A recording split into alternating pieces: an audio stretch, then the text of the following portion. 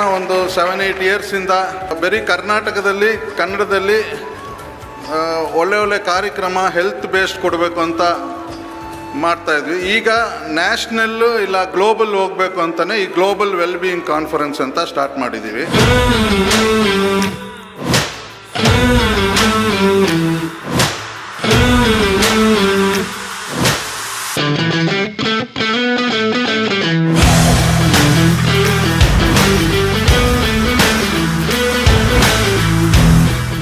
ವಿಶೇಷವಾದಂಥ ಅಭಿನಂದನೆಗಳು ಹರಿಕೃಷ್ಣ ಅವರಿಗೆ ಇಂಥ ಒಂದು ಅದ್ಭುತ ಕಾರ್ಯಕ್ರಮವನ್ನು ಆಯೋಜನೆ ಮಾಡಿದ್ದಕ್ಕೆ ಮತ್ತು ಇಷ್ಟೊಂದು ವ್ಯವಸ್ಥಿತವಾದಂಥ ರೀತಿಯಲ್ಲಿ ಆಯೋಜನೆ ಮಾಡಿದ್ದಕ್ಕೆ ನನಗೆ ಭಾಳ ಸಂತೋಷ ಆಗ್ತದೆ. ಅವರಿಗೆ ಅಭಿನಂದನೆ. ನಮ್ಮ ಇಲಾಖೆ ಕೂಡ ಇವತ್ತು ಈ ಕಾರ್ಯಕ್ರಮಕ್ಕೆ ನಮ್ಮ ಪೂರ್ತಿಯಾದಂಥ ಸಹಕಾರವನ್ನು ಕೊಟ್ಟಿದ್ದೇವೆ, ಮುಂದೆನೂ ಕೂಡ ನಾವು ಕೊಡ್ತೀವಿ. ಮತ್ತು ಈ ಒಂದು ಏನು ಕಾನ್ಫ್ಲುಯೆನ್ಸ್ ಇದೆ, ಈ ಗ್ಲೋಬಲ್ ವೆಲ್ಬೀಯಿಂಗ್ ಕಾನ್ಫ್ಲುಯೆನ್ಸ್, ಇದು ವೆಲ್ಬೀಯಿಂಗ್ ಇವತ್ತು ಮುಖ್ಯ ಆಗ್ತಾ ಇದೆ. ಅಂದರೆ ಆರೋಗ್ಯ ಕೆಟ್ಟ ನಂತರ ಚಿಕಿತ್ಸೆ ಪಡ್ಕೊಳ್ಳೋದು ಒಂದು, ಆರೋಗ್ಯ ಕೆಡದೇ ಇರೋದನ್ನು ನೋಡ್ಕೊಳ್ಳೋದು ಭಾಳ ಮುಖ್ಯ ಇವತ್ತು. ಅದು ಬೇಕಾಗಿರುವಂಥದ್ದು. ನಮ್ಮ ಪದ್ಧತಿಗಳು, ನಮ್ಮ ಜೀವನ ಶೈಲಿ, ನಮ್ಮ ಏನು ಆಹಾರ ಸೇವನೆ ಇದೆ, ನಮ್ಮ ಒಂದು ಯಾವ ರೀತಿ ಚಿಂತನೆ ಮಾಡ್ತೀವಿ, ನಮ್ಮ ಆಸೆಗಳು, ನಮ್ಮ ಜೀವನದಲ್ಲಿ ನಮ್ಮ ಇರುವಂಥ ಒಂದು ಉದ್ದೇಶಗಳು, ಇದೆಲ್ಲ ನಾವು ಕೂಡಿಸಿದಾಗ ಅವಾಗ ವೆಲ್ಬೀಯಿಂಗಿಗೆ ಅದು ಆ ಸಮತೋಲನ ಏನಿದೆ ಆ ವೆಲ್ಬೀಯಿಂಗಿಗೆ ಬರ್ತಕ್ಕಂಥದ್ದಕ್ಕೆ ಸಾಧ್ಯ ಆಗುತ್ತೆ. ಕ್ಷೇಮ ಆರೋಗ್ಯ ಜೊತೆಯಲ್ಲಿ ಕ್ಷೇಮ ಭಾಳ ಮುಖ್ಯ ಅಂತ ಹೇಳಿ ಇವತ್ತು ನಾನು ಇನ್ನು ಹೆಚ್ಚು ಸಮಯ ತೆಗೆದುಕೊಳ್ಳದೆ ಈ ಕಾನ್ಫರೆನ್ಸ್ ಚೆನ್ನಾಗಿ ನಡೀತಾ ಇದೆ. ಒಳ್ಳೆಯ ರೀತಿಯಾಗಿ ಇನ್ನೂ ಭಾಳಷ್ಟು ಜನ ಹೊರಗಡೆ ಇದ್ದಾರೆ, ಬರ್ತಾ ಇದ್ದಾರೆ. ಆದರೆ ಯಶಸ್ವಿಯಾಗಿ ನಡೀಲಿ.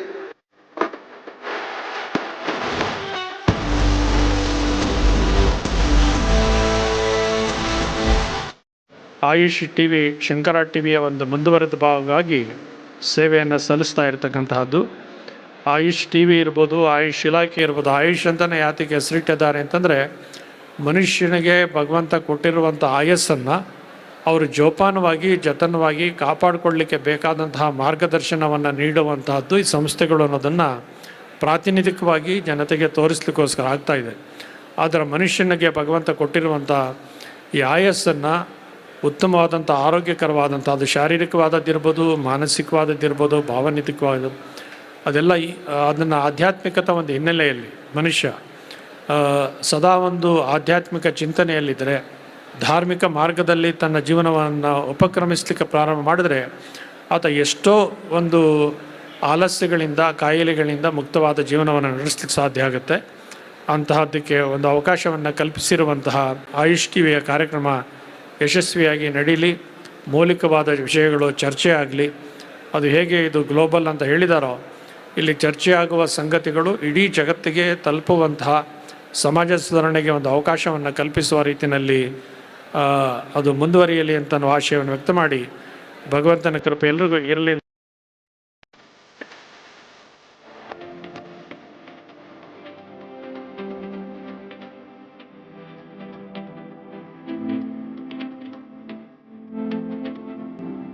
ಇಂಥ ಒಂದು ಕಾರ್ಯಕ್ರಮ ಮಾಡಬೇಕು ಅಂತ ಹೇಳಿದ್ರೆ ಅವರು ಸಾಹಸ ಪಡಬೇಕು. ಆದರೆ ಯಾವುದೂ ಕೂಡ ಅವರಲ್ಲಿ ಕಾಣಿಸ್ತಾ ಇಲ್ಲ. ಅಂದರೆ ಬಹಳ ಎಷ್ಟೇ ಒತ್ತಡ, ಎಷ್ಟೇ ಕಷ್ಟ ಇದ್ರೂ ಕೂಡ ಬಹಳ ಒಳ್ಳೆಯ ಸುಲಲಿತವಾಗಿ ಈ ಕಾರ್ಯಕ್ರಮವನ್ನು ಯಶಸ್ಸಿಗೆ ಕಾರಣಕರ್ತರಾದವರು ನಮ್ಮ ಹರಿಕೃಷ್ಣ ಅವರು ಮತ್ತು ಅವರ ಟೀಮ್. ಅವರಿಗೆ ನನ್ನ ವಿಶೇಷ ಅಭಿನಂದನೆಗಳು. ಯಾಕಂದರೆ ಇದು ಸುಲಭ ಅಲ್ಲ. ಇಷ್ಟು ದೊಡ್ಡ ಮಟ್ಟದಲ್ಲಿ ಎಲ್ಲರನ್ನು ಸೇರಿಸಬೇಕು, ಕರೆಸಬೇಕು, ಕಾರ್ಯಕ್ರಮವನ್ನು ರೂಪಿಸಬೇಕು, ಆಹ್ವಾನವನ್ನು ನೀಡಬೇಕು, ಆಮೇಲೆ ಎಲ್ಲ ವ್ಯವಸ್ಥೆಗಳನ್ನು ಏನು ಮಾಡುವಂಥದ್ದಿದೆ ಅದು ಮಾಡೋರಿಗೆ ಗೊತ್ತಿರ್ತದೆ ಎಷ್ಟು ಕಷ್ಟ ಅಂತ. ಅದರಿಂದ ಇಷ್ಟೊಂದು ಒಂದು ಒಳ್ಳೆಯ ವಿಷನ್ ಇಟ್ಕೊಂಡು ಮಾಡಿದ್ದಾರೆ, ಒಳ್ಳೆಯ ಉದ್ದೇಶ ಇಟ್ಕೊಂಡು ಮಾಡಿದ್ದಾರೆ. ಯಾಕೆಂದರೆ ನನ್ನ ಹತ್ರ ಬಂದು ಮಾತನಾಡಿದ್ರು ಹರಿ ಅವರು ಮತ್ತು ಪವನ್, ನಮ್ಮ ಯುವ ಮಿತ್ರ ಪವನ್ ಅವರು ಎಲ್ಲ ಬಂದು ಮಾತನಾಡಿ, ಸರ್ ಈ ಥರ ನಾವು ಒಂದು ಮಾಡಬೇಕು ಅಂತಿದ್ದೀವಿ ಅಂತ ಹೇಳಿದಾಗ ನಾನು ಯೋಚನೆ ಮಾಡ್ತೀನಿ, ಏನಪ್ಪ ಇವರು ಏನಕ್ಕೆ ಕೈ ಹಾಕ್ತಾ ಇದ್ರು ಇವರು. ಯಾಕಂದರೆ 3-4 ದಿವಸ ಪ್ರೋಗ್ರಾಮ್ ಮಾಡಬೇಕು, ಪ್ಯಾಲೇಸಲ್ಲಿ ಮಾಡಬೇಕು, ಎಲ್ಲ ಜನರನ್ನು ಸೇರಿಸ್ಬೇಕು ಅಂತ ನನಗೆ ಸ್ವಲ್ಪ ಅನುಮಾನ ಬಂದಿತ್ತು, ಇವ್ರು ಹೆಂಗೆ ಮಾಡ್ತಾರೋ ಏನೋ ಅಂತ. ಆದರೆ ಅವರ ಒಂದು ಅವ್ರು ಮಾತಾಡ್ತಾ ಅವ್ರು ಏನು ಅವರ ಯಾವ ರೀತಿಯಾಗಿ ಅದನ್ನು ಅವರು ವಿವರಣೆ ನೀಡ್ತಾ ಇದ್ರು, ಖಂಡಿತ ನನಗೆ ಅವಾಗ ಇವ್ರಿಗೆ ಎಲ್ಲ ಇದ್ರ ಬಗ್ಗೆ ಒಂದು ಕಾನ್ಫಿಡೆನ್ಸ್ ಇದೆ. ಯಾಕಂದರೆ ಹಿಂದೆ ಎಲ್ಲ ಬೇಕಾದಷ್ಟು ಮಾಡಿದ್ದಾರೆ. ಅದರಿಂದ ಅವ್ರ ಬ್ಯಾಕ್ಗ್ರೌಂಡ್ ಆ ಥರ ಇದೆ. Shankara T V, Ayush T V ಮತ್ತು ಅನೇಕ ಬೇರೆ ಬೇರೆ ಕಾರ್ಯಕ್ರಮಗಳು ಎಲ್ಲ ಮಾಡಿರೋ ಅನುಭವ ಇದೆ. ಅದರಿಂದ ಅವರೇನು ಅನನುಭವಿಗಳೇನಲ್ಲ. ಅದಕ್ಕೆ ಅವ್ರ ಮಾತಲ್ಲಿ ನನಗೆ ಅರ್ಥ ಆಯಿತು, ಇವರಿಗೆ ಮಾಡುವ ಕೆಪಾಸಿಟಿ ಕೂಡ ಇದೆ ಮತ್ತು ಇವರ ಉದ್ದೇಶ ಮತ್ತು ಅವರ ಪರಿಕಲ್ಪನೆ ಏನಿತ್ತು ಇದು ಖಂಡಿತವಾಗಿಯೂ ಬಹುಶಃ ಇಂಥ ಒಂದು ಪ್ರೋಗ್ರಾಮ್ ಇನ್ನು ಯಾರ ಕೈಲೂ ಕೂಡ ಮಾಡೋಕ್ಕೆ ಸಾಧ್ಯ ಆಗ್ತಾ ಇರಲಿಲ್ಲ. ಇದು ಇವರು ಇರೋದ್ರಿಂದ ಇವತ್ತು ಸಾಧ್ಯ ಆಗಿದೆ ಅಂತ ಹೇಳ್ಬೋದು. ಅಷ್ಟೊಂದು ಚೆನ್ನಾಗಿ ಇವತ್ತು ನಡೆಸಿದ್ದಾರೆ. ಮತ್ತು ಇವತ್ತು ನಾನು ಬಂದಾಗ ಎಲ್ಲ ಸ್ಟಾಲ್ಗಳನ್ನೆಲ್ಲ ಸ್ವಲ್ಪ ಎಲ್ಲ ನೋಡ್ಕೊಂಡು ಬಂದೆ ಮತ್ತು ಅಲ್ಲಿ ಅನೇಕ ಜನರ ಜೊತೆ ಕೂಡ ನಾನು ಇಂಟ್ರ್ಯಾಕ್ಟ್ ಮಾಡಿದೆ. ಭಾಳ ಚೆನ್ನಾಗಿ ಇವತ್ತು ಎಲ್ಲ ಕೂಡ ಬಂದಿದ್ದಾರೆ. ಅನೇಕ ಕಂಪ್ನಿಗಳು ಏನೋ ಆಯುಷಲ್ಲಿ, ಆಯುರ್ವೇದದಲ್ಲಿ, ಯುನಾನಿಯಲ್ಲಿ, ಹೋಮಿಯೋಪತಿಯಲ್ಲಿ, ಬೇರೆ ಬೇರೆ ಇಂಥ ಒಂದು ನಮ್ಮ ಟ್ರೆಡಿಷನಲ್ ಮೆಡಿಸಿನ್ ಅಂತ ಏನು ಹೇಳ್ತೀವಿ ಇದರಲ್ಲಿ ಇರ್ತಕ್ಕಂಥವರು ಎಲ್ಲ ಬಂದಿದ್ದಾರೆ. ಮತ್ತು ಸಾರ್ವಜನಿಕರಿಗೆ, ಜನರಿಗೆ ಅದ್ರ ಬಗ್ಗೆ ತಿಳುವಳಿಕೆ ಹೇಳುವಂಥದ್ದು ಮತ್ತು ಅದರ ಅನುಭವವನ್ನು ಪಡ್ಕೊಳ್ತಕ್ಕಂಥದ್ದಕ್ಕೆ ಎಲ್ಲ ರೀತಿಯ ಒಂದು ಒಳ್ಳೆಯ ರೀತಿಯಲ್ಲಿ ಮಾಡಿದ್ದಾರೆ.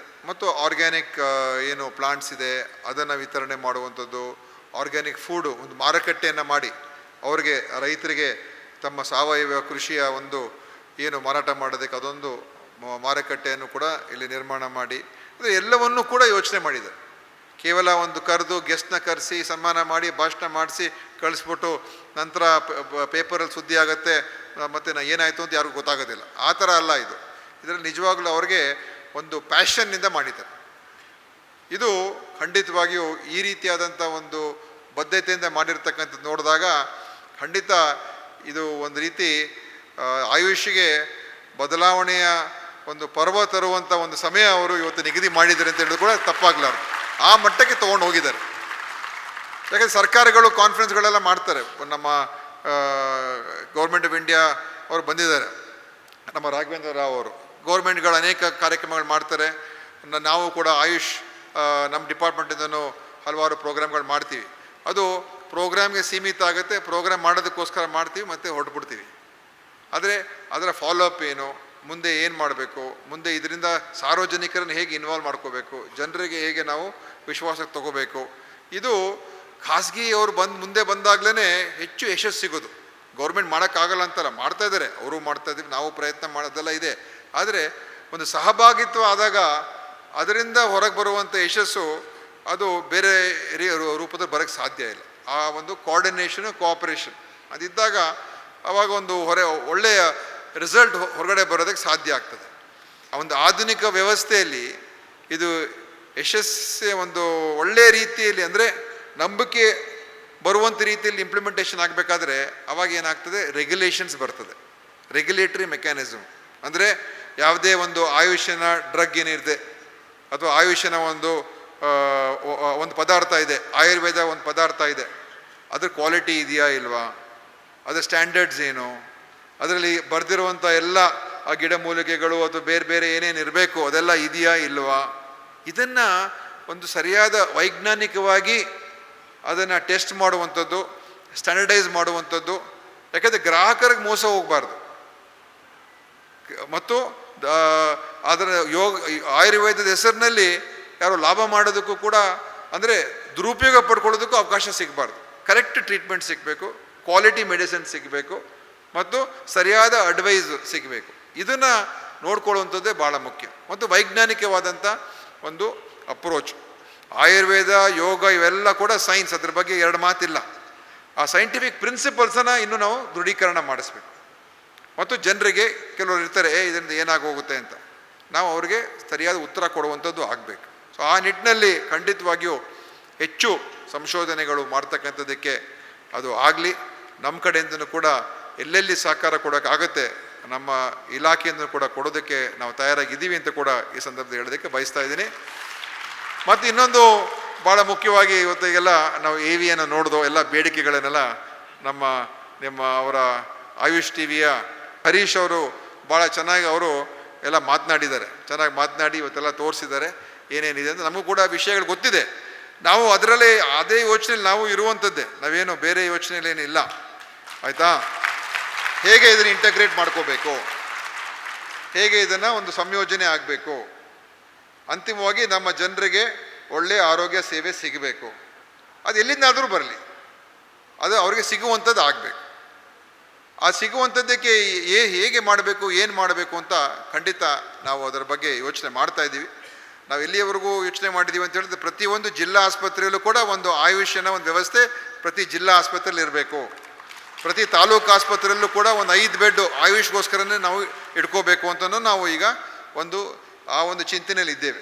ಸೊ ಎಲ್ಲ ಕಡೆ ನಮ್ಮ ಅಲೋಪತಿ ಜೊತೆಯಲ್ಲಿ ಆಯುಷ್ ಪದ್ಧತಿಗಳು ಕೂಡ ಸೇರಿಸ್ಕೊಂಡು ಅಲ್ಲಿ ಅವ್ರಿಗೆ ಎಕ್ಸ್ಪೋಜರ್ ಸಿಗಬೇಕು. ಆ ಎಕ್ಸ್ಪೋಜರ್ ಸಿಕ್ಕಿದ್ರೆ ಖಂಡಿತವಾಗಿಯೂ, ಯಾಕಂದರೆ ಆಯುಷ್ಗೋಸ್ಕರನೇ ಆಯುಷ್ ಆಸ್ಪತ್ರೆಗೆ ಹೋಗಬೇಕು, ಅಲೋಪತಿಗೋಸ್ಕರನೇ ಅಲೋಪತಿ ಮಾಡರ್ನ್ ಮೆಡಿಸಿನ್ ಅಂತ ಹೇಳಿ ಏನು ಹಾಸ್ಪಿಟಲ್ ಅಲ್ಲಿಗೆ ಹೋಗಬೇಕು ಅಂತಲ್ಲ. ನಮ್ಮ ತಾಲೂಕು ಆಸ್ಪತ್ರೆಗೆ ಬಂದಾಗ ಎಲ್ಲ ಸಿಗಬೇಕು, ಜಿಲ್ಲಾ ಆಸ್ಪತ್ರೆಗೆ ಬಂದಾಗ ಎಲ್ಲ ಸಿಗಬೇಕು.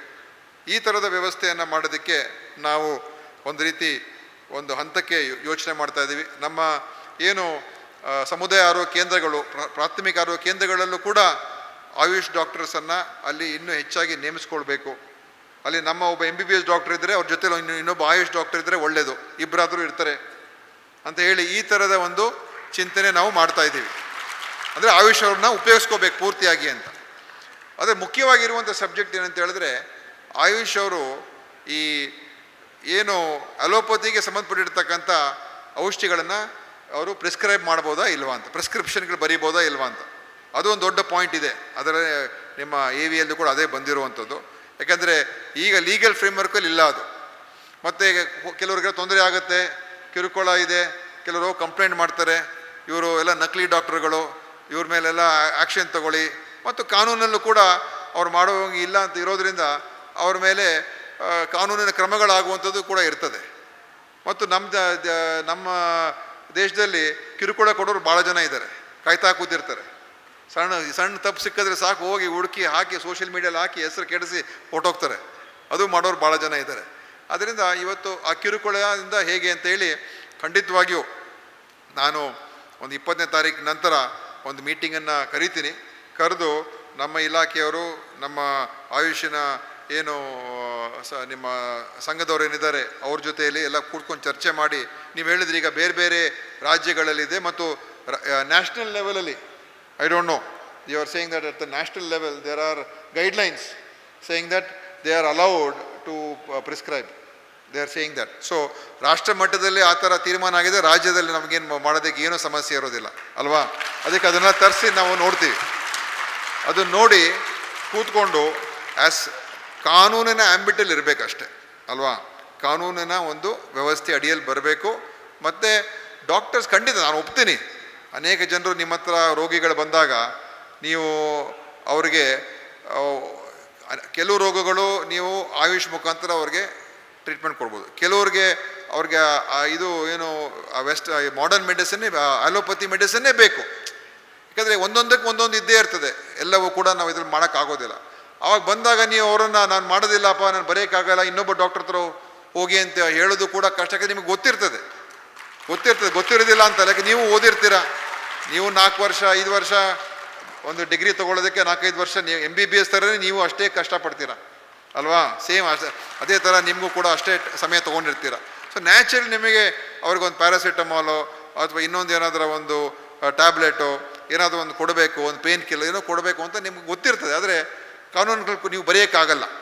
ಸೊ ಇದನ್ನು ಹೇಗೆ ನಾವು ಸರಿಪಡಿಸ್ಕೋಬೋದು? ಯಾಕಂದರೆ ಇದನ್ನು ನಿಮ್ಮ ವಿರೋಧ ಮಾಡೋರು ಯಾರು ಅಂತ ಹೇಳಿದ್ರೆ ನಮ್ಮ ಇಂಡಿಯನ್ ಮೆಡಿಕಲ್ ಅಸೋಸಿಯೇಷನ್ನು ಅವರೆಲ್ಲ ವಿರೋಧ ಮಾಡ್ತಾರೆ. ಸರ್ ಅವ್ರಿಗೆ ಹೆಂಗೆ ಕೊಡ್ತೀರಾ ಪರ್ಮಿಷನ್ನು, ಅವ್ರು ಕೊಡೋಕ್ಕಾಗೋದಿಲ್ಲ, ಇದು ಮಾಡಬಾರ್ದು ನೀವು ಅಂತ ಅವ್ರುಗಳು ಕೂಡ ಇದ್ದಾರೆ. ಸೊ ನಾನು ಖಂಡಿತವಾಗಿಯೂ ಇದನ್ನು 20ನೇ ತಾರೀಕು ಮೇಲೆ ಒಂದು ಸಭೆಯನ್ನು ಮಾಡಿ, ಏನು ನ್ಯಾಷನಲ್ ಲೆವೆಲಲ್ಲಿ ಏನು ತೀರ್ಮಾನಗಳಾಗಿದೆ, ಬೇರೆ ರಾಜ್ಯಗಳೇನು ತೀರ್ಮಾನ ಆಗಿದೆ ಅದೆಲ್ಲವನ್ನು ಕೂಡ ತರಿಸ್ಕೊಂಡು ಖಂಡಿತ ಕರ್ನಾಟಕದಲ್ಲಿ ನಾವೇನು ಯಾಕಂದರೆ ಪ್ರಾಕ್ಟಿಕಲಾಗಿ ಅನೇಕ ಕಡೆ ಮಾಡ್ತಾ ಇದ್ದೀರಾ, ಕೆಲವು ಕಡೆ ಎಲ್ಲೆಲ್ಲ ಅವಕಾಶ ಸಿಕ್ಕಿದೆ ಮಾಡ್ತೀರಾ, ಇಲ್ಲ ಇನ್ನು ಕೆಲವು ಕಡೆ ಮಾಡೋದಿಲ್ಲ. ಅದಕ್ಕೆ ಏನು ಮಾಡಬೇಕು ಅಂತ ಹೇಳಿ ನಾನು ಅದರ ಮುಕ್ತ ಮನಸ್ಸಿನಲ್ಲಿ ಇದ್ದೀನಿ. ಮತ್ತು ಯಾವುದೇ ರೀತಿಯ ನನ್ನಲ್ಲಿ ಅದರ ಬಗ್ಗೆ ಒಂದು ನೆಗೆಟಿವ್ ಅಂತೂ ಏನಿಲ್ಲ, ನಾವು ಪಾಸಿಟಿವ್ ಆಗಿ ಇದ್ದೀವಿ. ಬಟ್ ಒಂದು ಲೀಗಲ್ ಫ್ರೇಮ್ವರ್ಕ್ ತರಬೇಕಾದ್ರೆ ಅದೆಲ್ಲ ನೋಡಬೇಕಾಗ್ತದೆ. ಅದು ಯಾವ ಥರ ಬರೀಬೇಕು, ಏನು ಅಲೌಡ್ ಇರ್ತದೆ, ಏನು ಅಲೌಡ್ ಇಲ್ಲ, ಏನು ಅವಕಾಶ ಕೊಡ್ಬೋದು, ಯಾವ್ದು ಕೊಡೋಕ್ಕೆ ಎಲ್ಲ ಸ್ವಲ್ಪ ನೋಡಿ ಕರೆಕ್ಟಾಗಿ ಸರಿಯಾದ ರೀತಿಯಲ್ಲಿ ಮಾಡಿ ಒಂದು ತೀರ್ಮಾನಕ್ಕೆ ಬರೋಣ. ಅಂತ ಈ ಸಂದರ್ಭದಲ್ಲಿ ಹೇಳೋದಕ್ಕೆ ಬಯಸ್ತಾ ಇದ್ದೀನಿ. ಮತ್ತು ಇವತ್ತು ಈ ಕಾರ್ಯಕ್ರಮ ಅದೆಲ್ಲವನ್ನು ಕೂಡ ನಮ್ಮನ್ನೆಲ್ಲರೂ ಸೇರಿಸುವಂಥ ರೀತಿಯಲ್ಲಿ ಕಾರ್ಯಕ್ರಮ ಆಗಿದೆ. ಖಂಡಿತವಾಗಿಯೂ ಇದರಿಂದ ಒಳ್ಳೆಯದಾಗತ್ತೆ ಅಂತ ನನ್ನ ಭಾವನೆ ಇದೆ ಅಂತ ಹೇಳಿ ಇವತ್ತು ಇಷ್ಟೊಂದು ಚೆನ್ನಾಗಿ ನಡೆಸ್ಕೊಟ್ಟಿದ್ದಕ್ಕೆ ಎಲ್ಲರಿಗೂ ಕೂಡ ನಾನು ಮತ್ತೊಮ್ಮೆ ವಿಶೇಷವಾದಂಥ ನನ್ನ ಒಂದು ಹೃತ್ಪೂರ್ವಕ ನನ್ನ ಅಭಿನಂದನೆಗಳನ್ನು ಸಲ್ಲಿಸಿ ನನ್ನ ಮಾತನ್ನು ಮುಗಿಸ್ತೇನೆ. ಜೈ ಹಿಂದ್, ಜೈ ಕರ್ನಾಟಕ.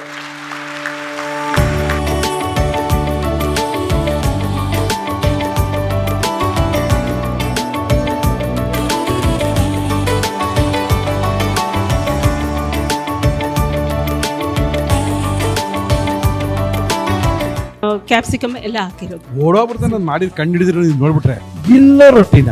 ಹೌದು, ಗಿಲ್ಲ ರೊಟ್ಟಿ. ಈಗ ರೊಟ್ಟಿನ ಹಿಂಗೆ ಗಿಲ್ಬಿಟ್ಟು ಆಮೇಲೆ ಆ ಡಿಸೈನ್ ಕೊಟ್ಟಿರೋದು. ಎಲ್ಲಿ ನಿಮ್ಮ ಯಜಮಾನ್ರು ಬಂದವರಾ? ಬಂದಿಲ್ಲ, ಫಂಕ್ಷನ್ಗೆ ಹೋಗಿದ್ದಾರೆ. ತಂಗಿ ಬಂದಿದೆ. ಇನ್ನೇನ್ ಮಾಡ್ತಾರೆ, ಇಷ್ಟು ದಪ್ಪ ರೊಟ್ಟಿ ಮಾಡ್ಕೊಡ್ತಾರೆ, ಯಜಮಾನ್ರು ಫಂಕ್ಷನ್ಗೆ ಹೋಗ್ತಾ ಇರ್ತಾರೆ ದಿನ.